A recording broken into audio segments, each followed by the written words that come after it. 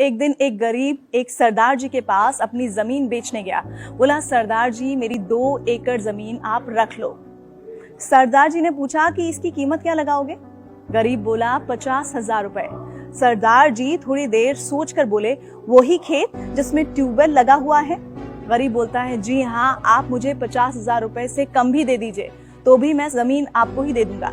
सरदार जी ने आंखें बंद की, 5 मिनट सोचकर बोले, नहीं, मैं उसकी कीमत 2 लाख रुपए दूंगा। गरीब बोला, पर मैं तो 50,000 मांग रहा हूँ, आप 2 लाख क्यों देना चाहते हैं?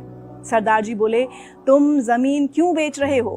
गरीब बोला, बेटी की शादी करनी है, इसीलिए मजबूरी में बेचना पड़ रहा है, पर आप 2 लाख क्यों दे रहे हैं? सरदार जी बोले, मुझे जमीन खरीदनी है, किसी की मजबूरी नहीं। अगर आपकी जमीन की कीमत मुझे मालूम है तो मुझे आपकी मजबूरी का फायदा नहीं उठाना। मेरा भगवान इससे कभी खुश नहीं होगा। ऐसी जमीन या ऐसी कोई भी चीज जो किसी की मजबूरियों को देख के खरीदी जाती है, वो जिंदगी में कभी भी सुख नहीं देती। आने वाली पीढ़ियां मिट जाती हैं। सरदार जी ने कहा कि मेरे मित्र, तुम खुशी खुशी अपनी बेटी की शादी की तैयारियां करो। 50,000 की व्यवस्था हम गांव वाले मिलकर कर देंगे। तेरी जमीन भी तेरी ही रहेगी। गरीब हाथ जोड़कर आंसू भरे हुई आंखों के साथ दुआएं देता हुआ चला गया।